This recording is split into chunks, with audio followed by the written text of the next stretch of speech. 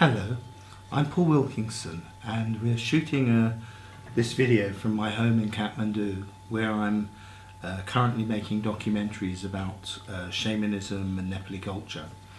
I've been collecting and dealing in singing bowls for 25 years, and I have a small selection of antique bowls here, which I'm going to show a little bit about the differences between the bowls and some different playing techniques.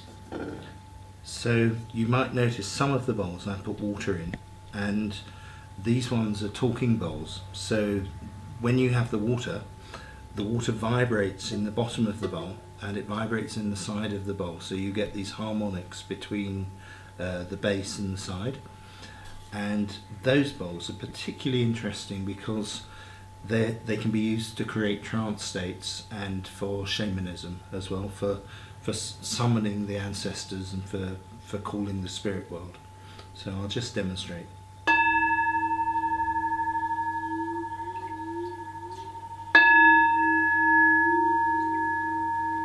So you have to get exactly the right amount of water here.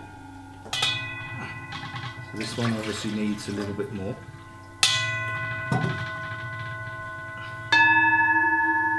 You hear that extra resonance, and then the true talking bowls are, you really want them to be able to make that varied sound while moving the bowl around. So this particular type of bowl is often called an om bowl, because if I pour the water away, you'll notice it's got a particularly thick rim. This is a very, very beautiful type of bowl. It's you see it's got some writing around the top, and this very thick top rim, very black from many, many years of use. This would be many hundreds of years old, at least 300 years. And I'll play it with a slightly heavier stick.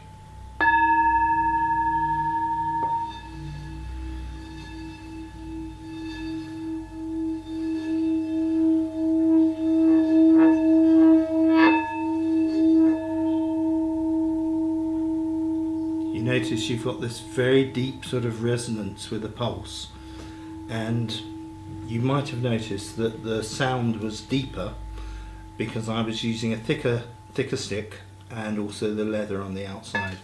So I'll just show you. So basically the thicker the stick and the heavier the wood, the deeper the note, and and therefore the thinner the stick, the higher the note. Also, with a large bowl like that, a slightly heavier stick stops it from vibrating off. So I'll show you some sort of technique with it. So if you watch my shoulder and elbow, all the movement is coming from the shoulder and the elbow, not from the wrist. So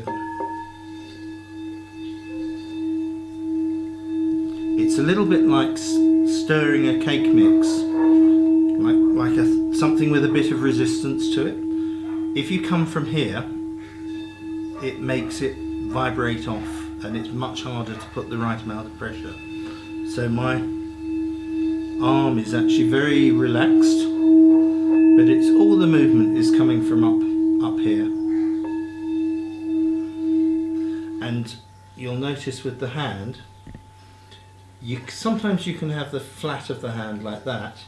With this bowl, because I was wanting it to resonate a little bit more, I was using my fingertips and opening up the space like that between the base of the bowl. So it's quite solid in my hand, but I'm not touching. So I'll show you the difference between the sound with my touching the full bass. So this was touching the full bass, and this is without. You hear a little bit of extra resonance.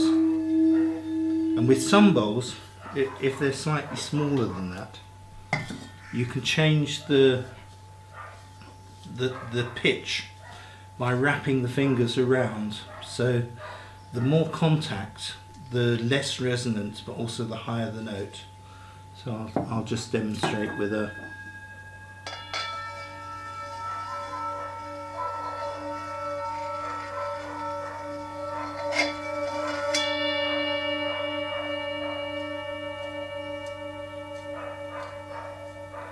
So I'll show you with the fingers. So it's less resonant and it's forced the note up.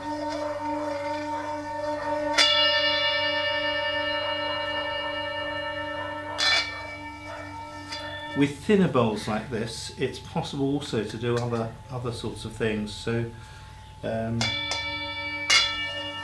with the slightly thinner bowls you can do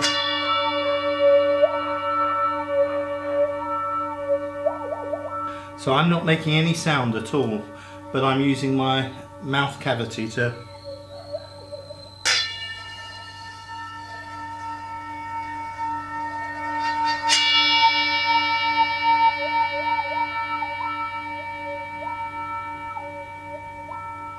and that basically also reveals the different notes that are inside each bowl.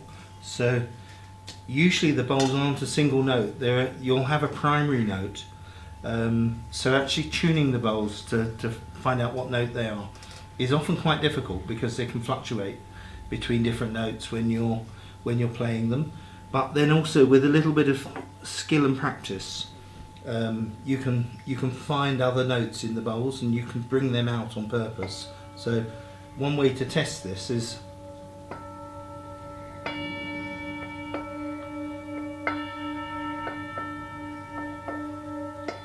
if you tap around the outside like that, then you can hear slightly different places have different sweep points, and then if you hit with this end into the bowl,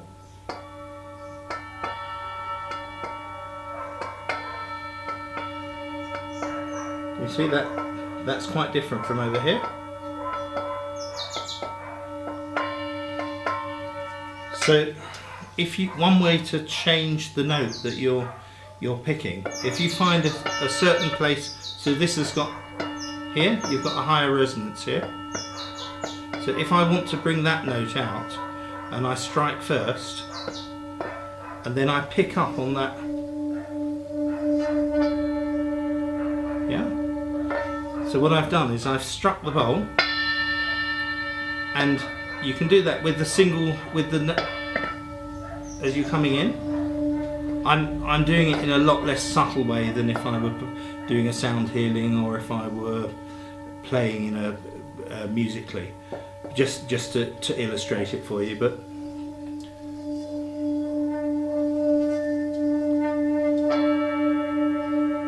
okay, so I'll bring a different note out of the same bowl.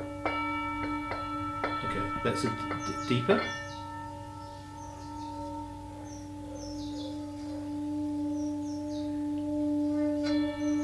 Here you've got a different tone coming out, and I'll just illustrate. If I use the wooden stick as opposed to the leather, it will be even higher.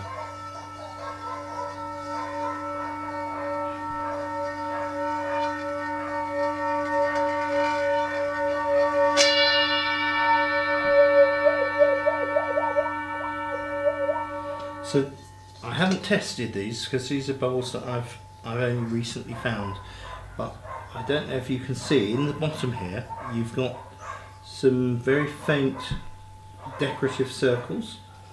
Sometimes if you fill from here to the edge, or from that to the edge, that will give you a specific amount of water. I'm just going to try it, and that will sometimes give you a particular type of resonance. So a little bit more. So this is one of the physical, actually one of the sort of physical evidences that the bowls weren't just for eating with. That it's a sort of practical demonstration that they were intended for meditation and for musical use, because they're like the tone has changed. So when you get a bowl, it's a good idea to sort of really play around with them and to see. I'm just going to try pouring that away now, lining up with the line here and with the edge of the bowl. Yeah. So it's the exact amount of water to make the wow wow wow talking sound.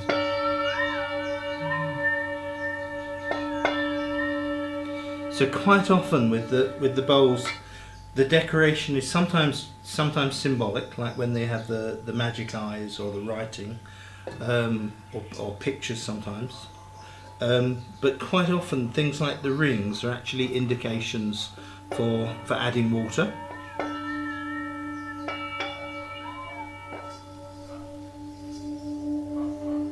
So with the leather stick we've got the cymatic patterns, and we'll do a close-up later with that. And with the wood, it will bring out the talking.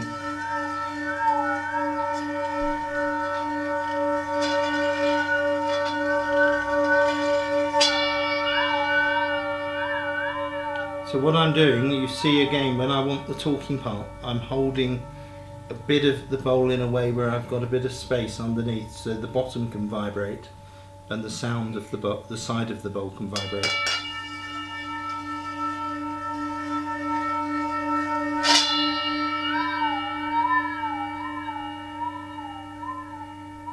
That's quite nice illustration. Then let's try a few other things. All right, so this bowl is from Bhutan, and you can tell that because it's got straighter sides. It's quite evenly thick, and it's a little bit taller than normal. So stylistically, it's Bhutanese.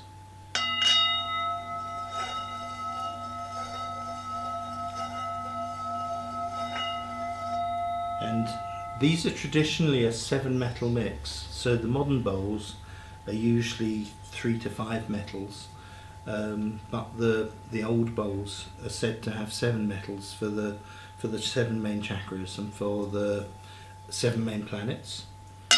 So the old bowls have copper, tin, lead, gold, silver. Sometimes they say mercury, sometimes they think of antimony, and zinc.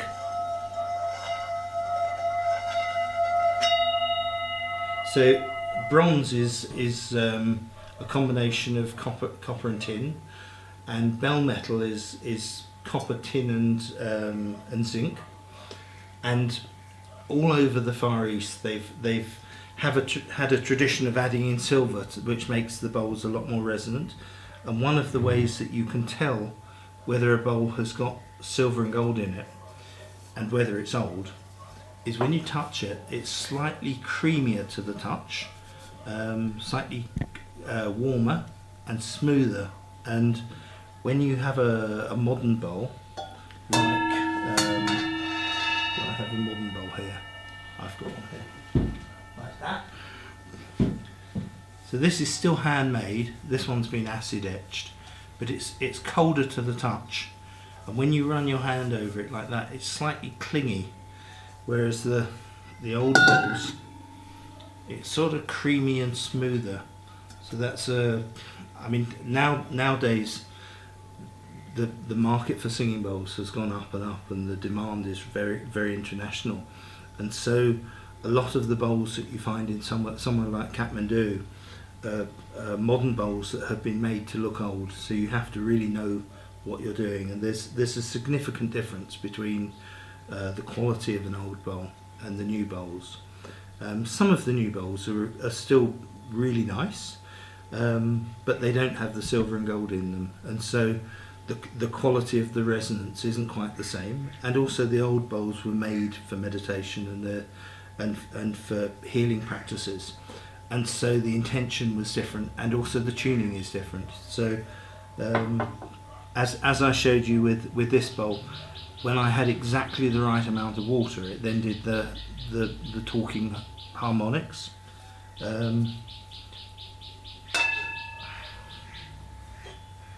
So this is a Naga bowl.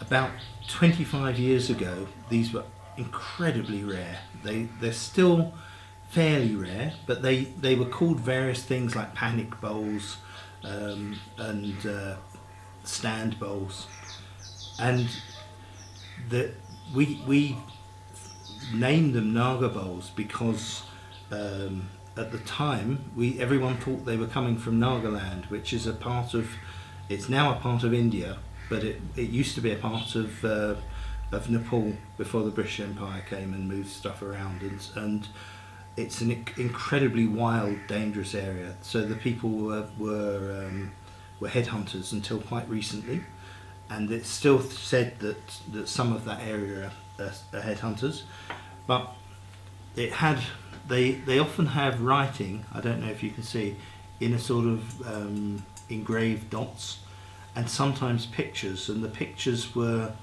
usually of water, and sometimes water birds, water lilies, sometimes peacocks, but mostly water symbols. And with this type of script, which we failed to get translated for many years, and every time people said they were coming from Nagaland, so they became known as Naga bowls.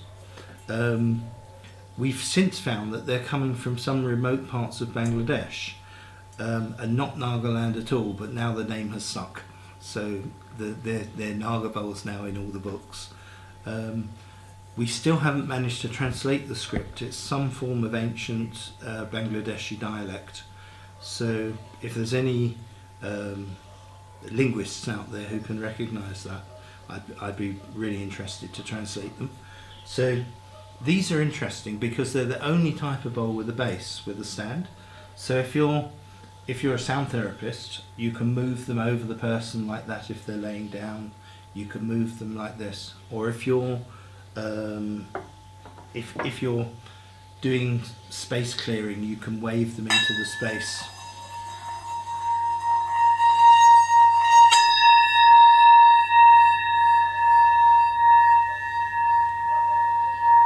So you can see you've got this wonderful mobility.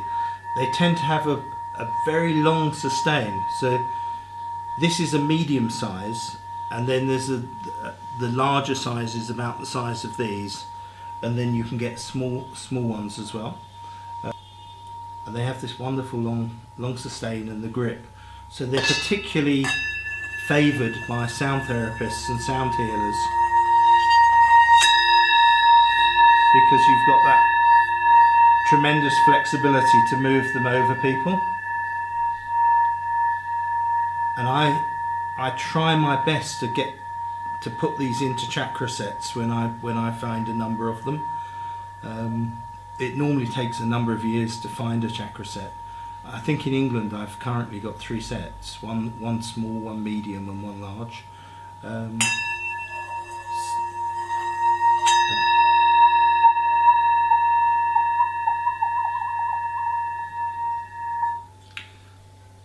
So I'll show you a few other things. So this will be quite hard to play. This has got a tremendously thick top, very old, probably more than 500 years old. You can see where the copper in the mix has begun to bubble up in the bass. It's perfectly fine. It's like there's nothing wrong with this, and it still plays beautifully. But it would be an easy bowl to strike and a hard bowl to play because it's so thick.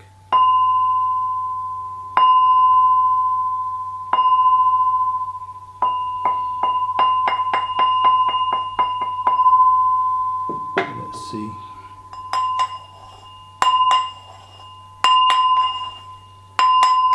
I probably need a heavier. No, that's best really as a played bowl, as a struck bowl. So it's nice, and one of the things you need to look at that when you're buying a bowl is that the edges don't have any notches out of them. This is still fine, and it's actually worn, so it probably is playable, but you'd need a stick, maybe a little bit softer wood than this, and about that thickness. but it's a tough bowl to get going. I'm almost getting there with it.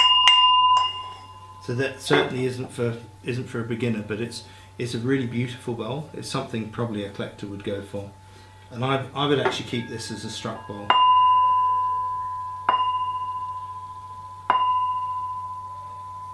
It's very piercing. I'm feeling that in the crown. So here's a sort of shallow dish-like type of bowl. 20 years ago, these were quite common to find. This one's quite nice because it's got this beautiful magic eye decoration in the middle, but they're now increasingly rare. They're quite hard to find. A little bit harder to play because you've got a bit less to grip at the bottom with your hand, and they're a little bit less resonant than the bowls with the steep side, but still very, very nice. I'll play, that one's a little bit heavier.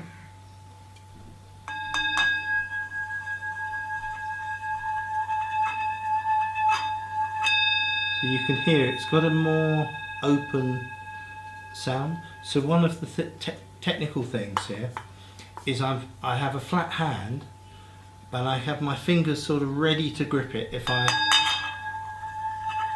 need to. So I'm basically trying to have as little contact with the bass as possible, but have the flexibility to be able to move it around. Okay, this is really interesting. I've got water in this one. This is a bowl they used to call tulip bowls. It's again pretty old, at least 300 years old. Quite a lot bigger than a normal tulip bowl. Very,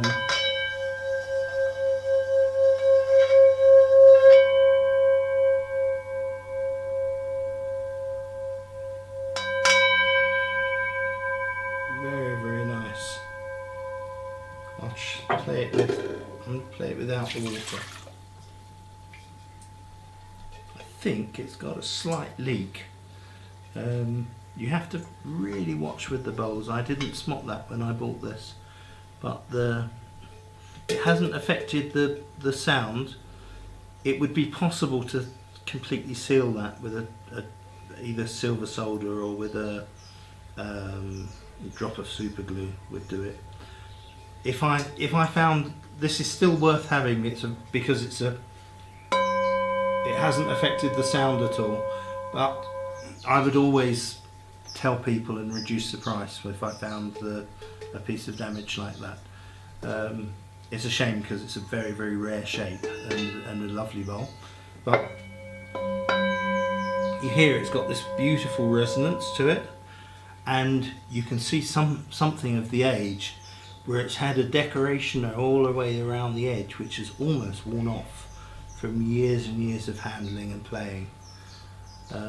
You know, look, you can see on some sides it's these quite deep decorative scores, and on other parts of it like this they're almost disappeared from many, many years of handling.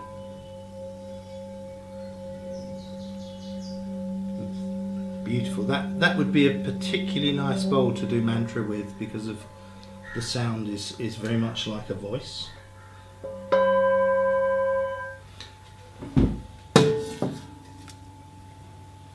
So the larger bowls,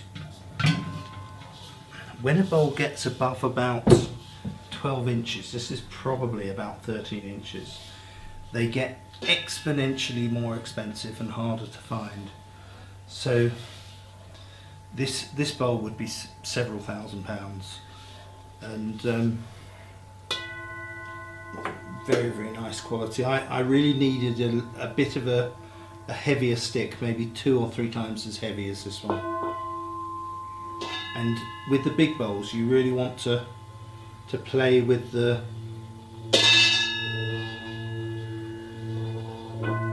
shoulder.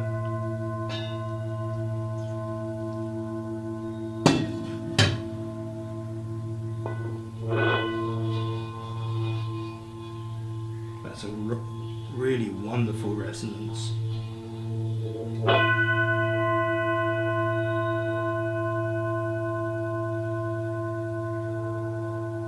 pulse, whum, whum.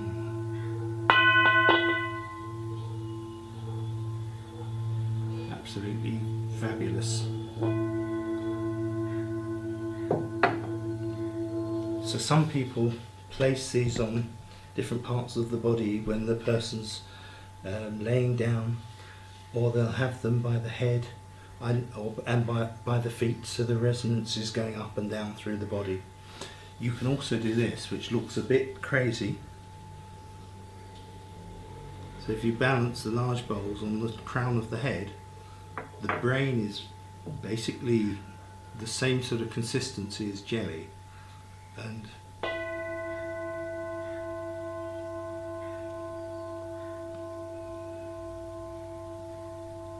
so if you breathe really deeply down into the belly, and you can feel the sound waves going back and forth through your head, you can use this to get into trance states. But I've had some very interesting results with this, with getting rid of people's headaches and migraines, and I've consulted a number of doctors and a few other specialists about it. So you're breathing right down, really deep down into the belly. After a while, you'd notice that your hands and feet often get very hot, and sometimes the belly also quite hot.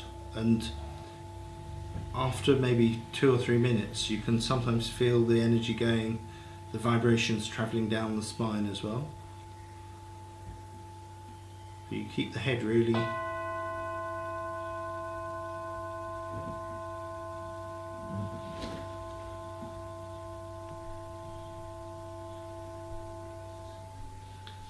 So there's a few interesting things in relation to healing like that.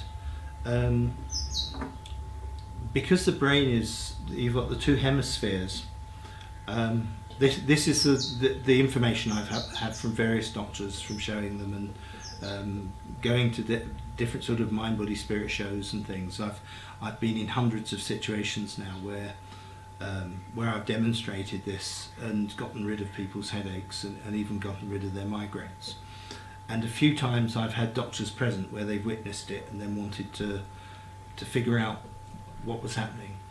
And what they think is happening is that because the brain is very very flexible, very soft, the sound is vibrating backwards and forwards through the whole brain, and probably making extra connections between the 2 hemispheres. So quite often after you've done that, I've noticed that the vision is often extra lucid, so it's like the colours are a little bit brighter.